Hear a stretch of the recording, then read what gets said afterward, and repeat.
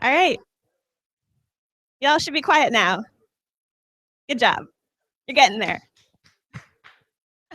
Okay, so I've been editing since October 2001. And so when we start having different anniversaries of Wikipedia years, I start thinking, I should talk about that. That's weird. Very, very few of us are still editing from the very early days. And this is actually becoming a lot more important because 15 years is long enough for me to start forgetting what it was like, which is a good disclaimer that everything I'm talking about here is based on my memory.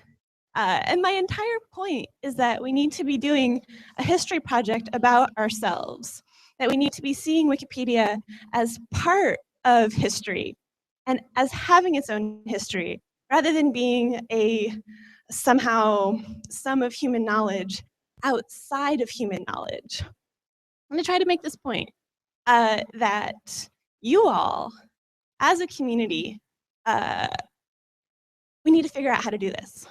Okay, so, and I can't do it by myself. I need other people's memories too. Yeah.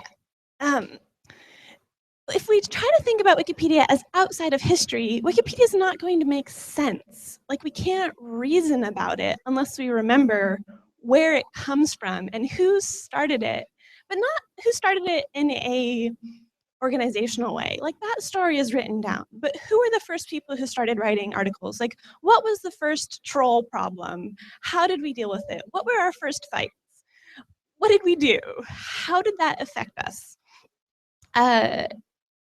And if you look at the article on Wikipedia about Wikipedia, the main one skips over the first, 10 years with some statistics.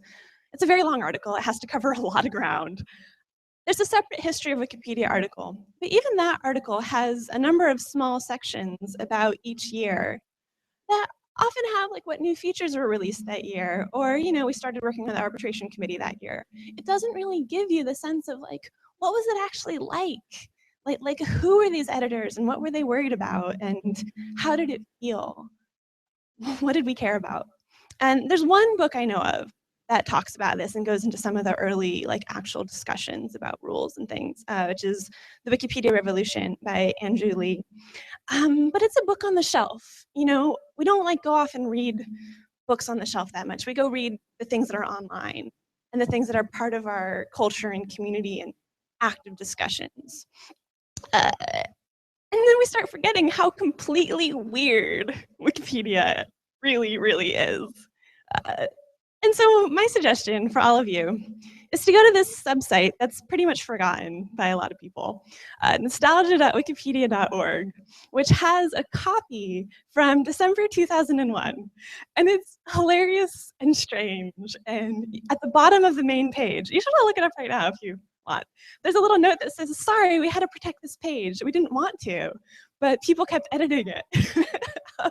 Like, it was just like beginning to develop that we had to like protect the main page. If you went to recent changes, you could just read all of the recent changes from the past couple of days every day if you felt like it. I did this for like months. I just read all of the recent changes. It was that small. And there's funny formatting things. You'll notice the homepage, if you go look at it, is capital H and capital P, which is an artifact of the original software system, UseModWiki, where if you wanted to link to another page, you made like a camel case link, is what it was called. There's these funny little awkward software things, trying to figure out the software, how it would work. I was 14 years old. I was just messing around. It was hilarious.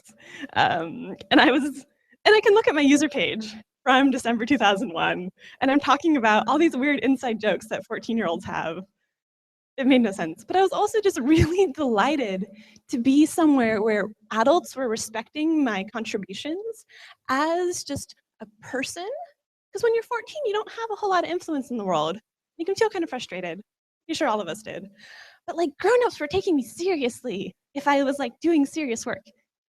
And they were really nice to me. Strange. Yeah.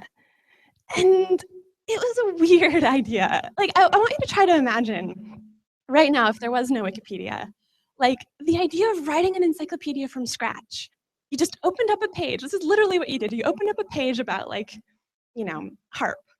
I played harp at the time, and there was no article for this. So I opened up the page and I started writing down stuff off the top of my head. Oh, I'm a kid, you know. I'll just write down what I remember from some book I read once, and I saved the page, and everyone was like, "Oh, thanks, Britta, for starting the page. Good job." um, there were no references. Like you put in like random pictures from around the internet. Like no, it was like, this is like a hilarious thing to do. You know, my mom was like, "Oh, Britta, what did you do today?" I was like, "Oh, you know, I was working on writing an encyclopedia." She was like, "Oh, it's cute." Like, it's just, you know, everyone writing this early Wikipedia had grown up with encyclopedias that were like a CD-ROM or a book, and like just it was a joke. Like it was fun. It was a lark. You know, we didn't actually think it would make sense. It was just the dumbest idea, but it was fun. I can't emphasize that enough. And it didn't come out of nowhere. I mean, a lot of us know that Newpedia was the kind of seed project that didn't really work. That Wikipedia came out of Newpedia, which was a little more formal and well-researched and trying to be a little more serious about building an encyclopedia. But it wasn't going very far, so I thought, we'll try this wiki thing. But there were also other strange internet projects where random people from around the internet were collecting information together. There was Everything Too, and Hitchhiker's Guide to the Galaxy on the internet. And people would just come together and write stories and have fun. And you know, the editors came and went between these different websites. And you know, on my talk page from 2001, there's somebody saying like +1 for something I'd edited, and he was like, "Well, if you don't know what +1 is, go over and look at Everything Too, the convention, social convention for Everything Too." There's just a lot of overlap between all of these projects, and Everything Too is still online.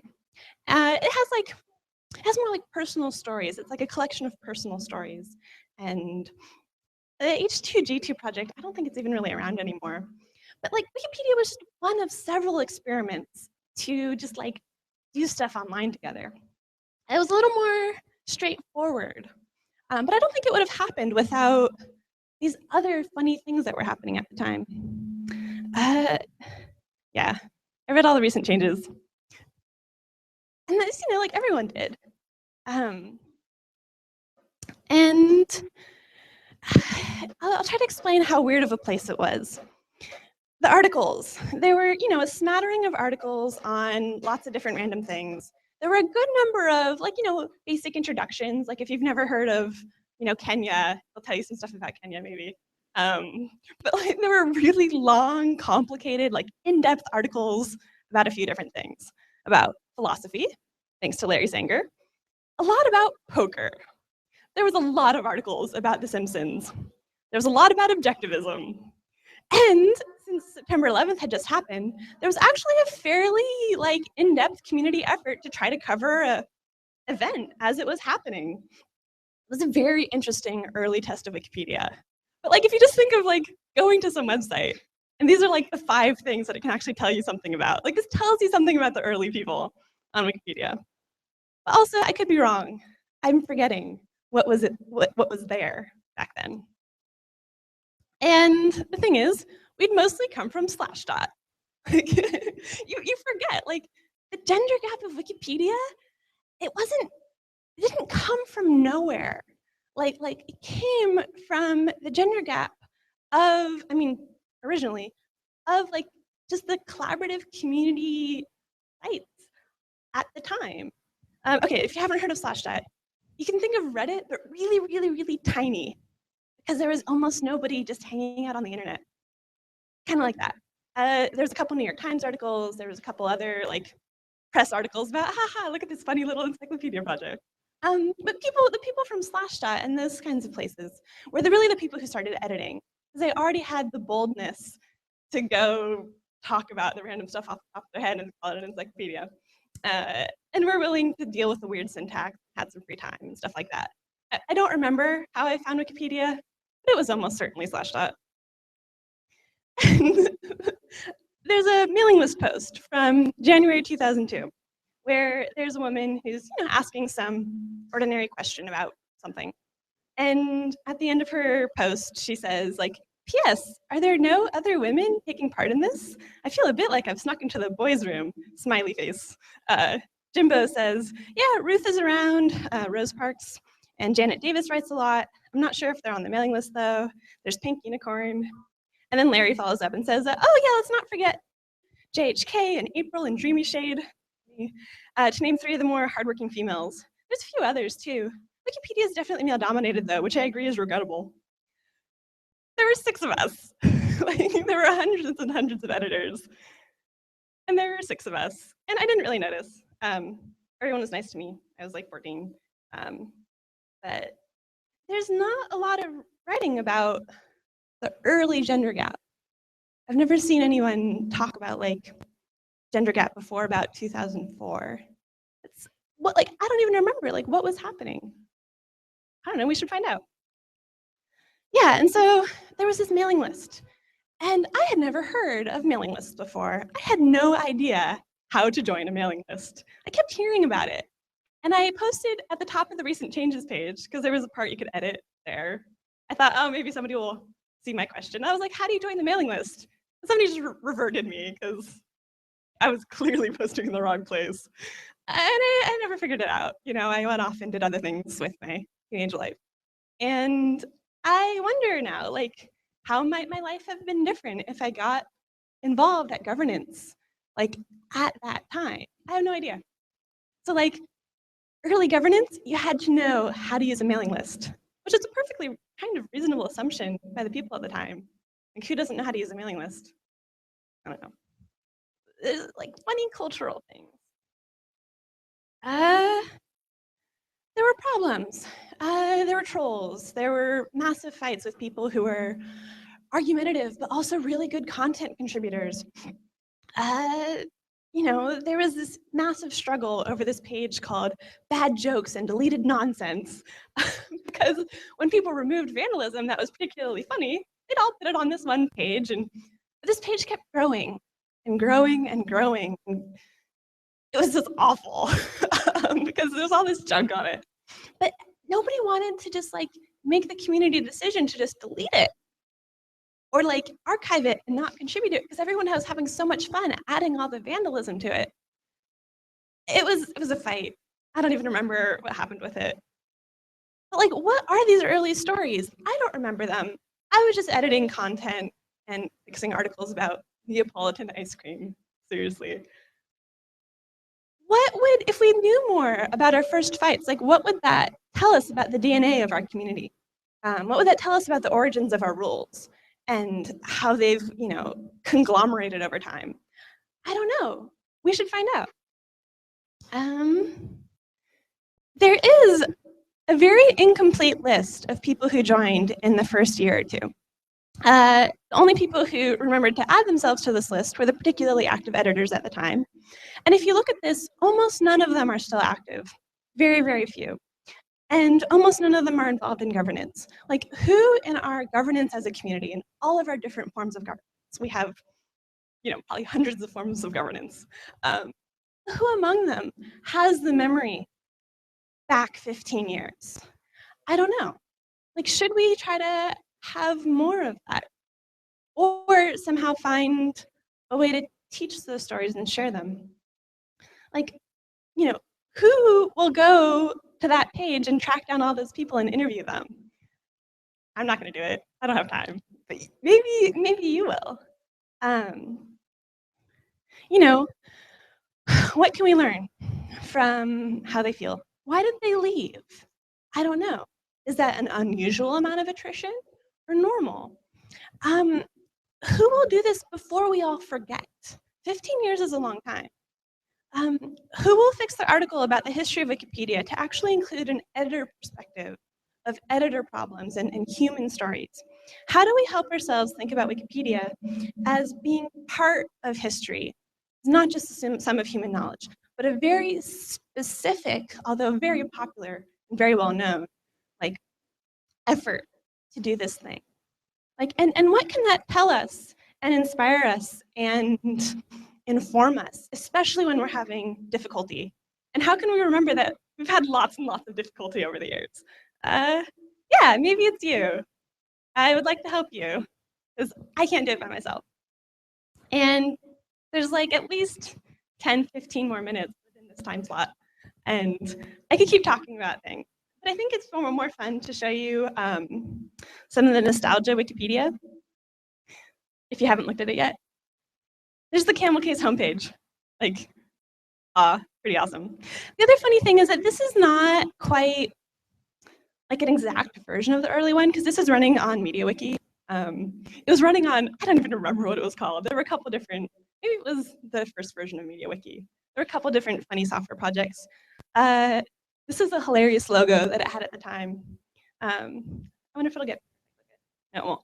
But it had this quote that ended with the words carnal pleasure, which were like the most like obvious things when you were looking at this logo. Just it was a quote about that humans have a singular passion above other animals, that we delight in the continual and generation of knowledge exceeds the sheer vehemence of any carnal pleasure, whatever. But it was a really awkward logo. Like, this shows you just like, it was a bunch of people doing random stuff. They weren't really thinking like, is that awkward? It got changed. It's funny. It was covered by the GNU Free Documentation License at the time. That, Creative Commons licenses weren't really even a thing yet. It was very early in the development of just what would a free content project even look like. And, it had a little definition of what is open content and free content. Let's see. Like, if you clicked on one of these random links about, an effort to divide human knowledge into a few categories. Hey, you can learn stuff about chemistry here. There's a little bit about the periodic table. Cool. And funny thing is there's all these funny, break lines. We didn't really have like a structure for pages. Like, there weren't really subheadings. We just kind of added lots of like, I don't know, lines in between things. So sometimes if you find an article that hasn't been edited in like 10, 15 years, it has like a characteristic formatting. Here's my user page from December 2001. This is Dreamy Shade, aka Harp Girl, Britta Mart, and sometimes Britta. I had lots of cheesy jokes about Purple Monkey Dishwasher. So that was real cool. And then here's all these like really nice notes from Larry Sanger and random people. Oh, here's the part where it says like, +1 on Harp and your other Harp articles. What's a +1? See everything too. All right. And all these funny little things. Let's see. Other useful things to know about if you are interested in trying to tell this story. We don't have edit history from several of the first few months. The software that we were using didn't really keep all the records. It would keep things for like a month. And people have gone and dug up like ancient backups to try to dig through like as much as possible, but it's still missing a lot. So if you go to my oldest edits, you have something that's like the first edit to a page where it's actually, like 16th edit. Like there's weird software things where it like thinks that my edit from 2001 removed, 30,000 characters. I don't know if this is a software bug that I should report somewhere. But look at the really old edits and maybe fix those bugs. Yeah, there was just a random page where you would if you wanted somebody blocked, you would just add their IP to a page and hopefully somebody would get around to it. Same thing if you wanted a page to be deleted, you just added it to some random page and maybe somebody would take care of it. You added random pictures from around the internet, and then a few months later, somebody realized, we should kind of clean that up. Okay, here's a list of Wikipedians in order of arrival. And somebody later annotated it to say this one's inactive since June 2003, inactive since March 2001. Who are these people? Nobody knows. Yeah, there's me. Cool. And here's the history of Wikipedia article. I'll try to show you what I mean. In 2001, it talks about that the neutral point of view policy was formulated, the slash daughters arrived, there was a media report. But what was it like? Nobody is is that even written anywhere? Can we even cite it to anything? Has anyone even done the original research on ourselves so that we can cite it here? I don't know. All right. I think I'm done talking. I mean, one thing I could ask about is, were any of you editing back like before 2005? And do you have like weird, funny stories? I think that'd be fun. Maybe you should come up here and speak with a microphone so people can see you on the internet.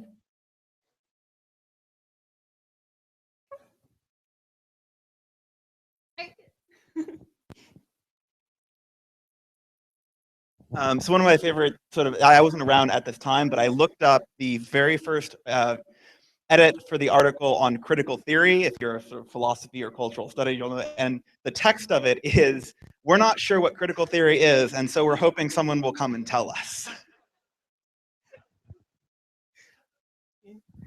Anyone else? Come up.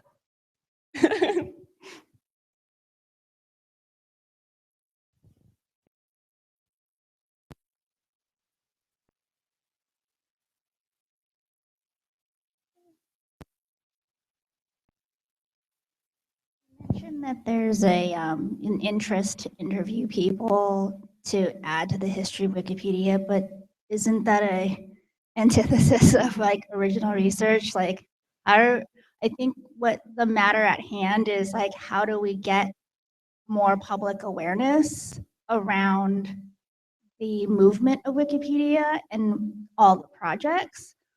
And rather than have public news about controversy of Wikipedia, is talk about what you have here as history so that a journalist can interview that, and then we could use that as The secret is that original research is really fun. I mean, you can't directly put it on Wikipedia, but you should still do it. Put it somewhere else. Somebody else can cite it. That's actually one of the things I found, like, way late in editing Wikipedia, is that all of my skills I learned from editing Wikipedia were actually really good for doing original research. I just put it elsewhere. Okay, so I started editing not Wikipedia, but Wiktionary in October of 2003. And my first entry there was somebody in the tea room wanted to know about the word successism. And I dug into this and I found roots in Japanese, and I must have spent several hours making one 2-line entry. And the thing that I think made it stick for me was looking back at that article in a day or so, and somebody in Belgium had cleaned it up, had formatted it, had made it real, and had welcomed me. And I'm going, why does somebody in Belgium care about my work? I guess the other weird old story I could tell here is just a few months later, in January of 2004, the man here, who is now my husband, started editing Wiktionary also, and that was how we met.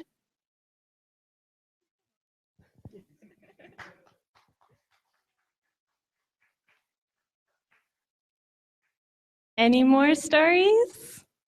Even if it's like before 2007, come tell us.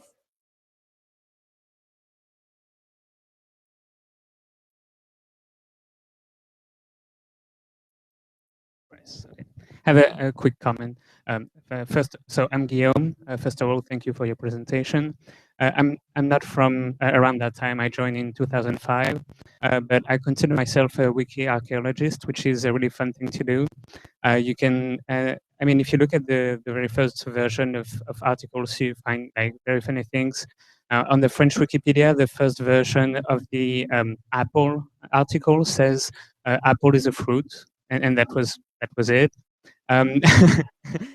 If you look at the first version of the bee article on the English Wikipedia, it says like bee is an insect and it likes to dance or something like that.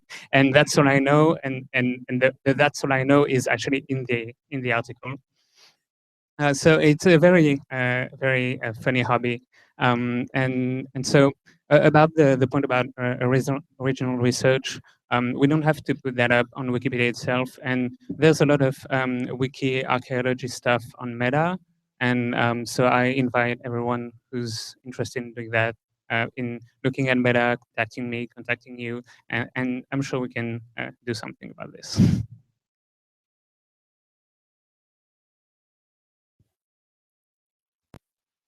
Yeah, I started in 2004 as an anonymous editor, just fixing typos and things. I didn't create an account until 2005. But what strikes me as the biggest change that has taken place in that time is the death of the eventualism versus immediatism, like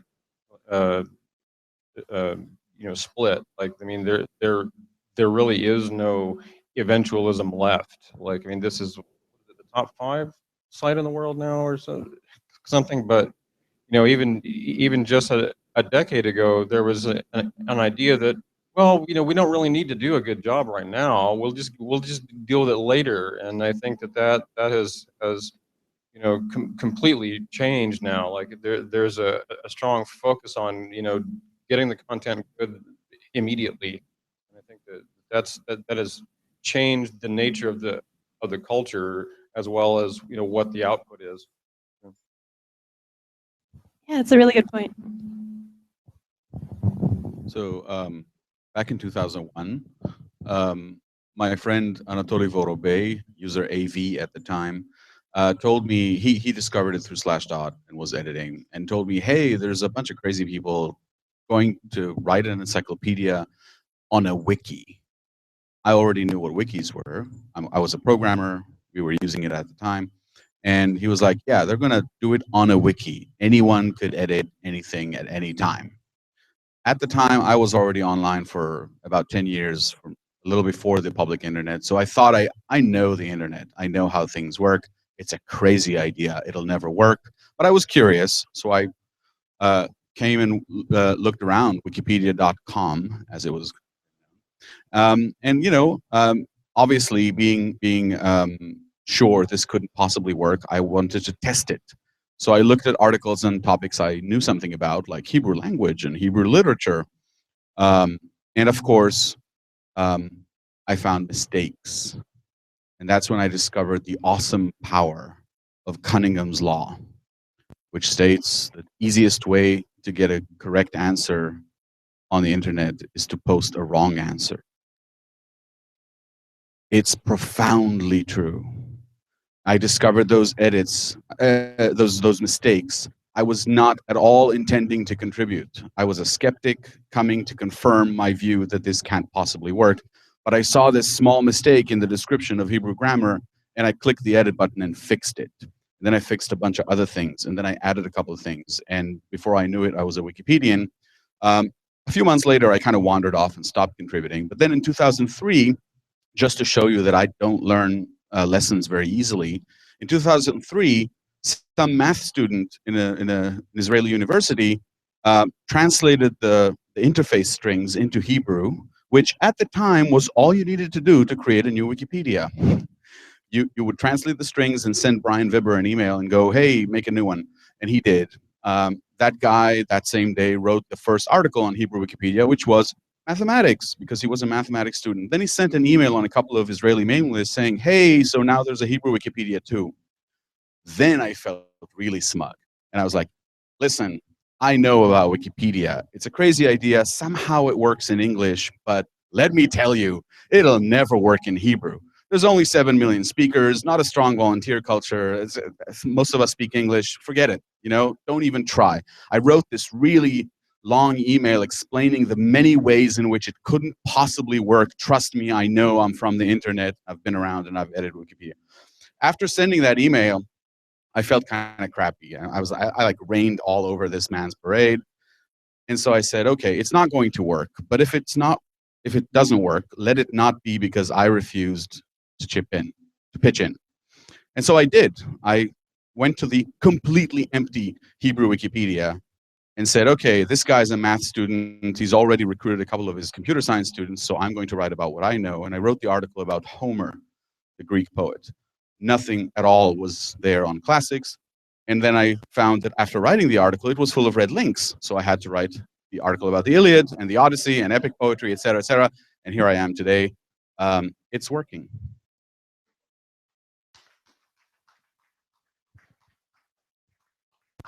So thank you so much, Britta, for that excellent session.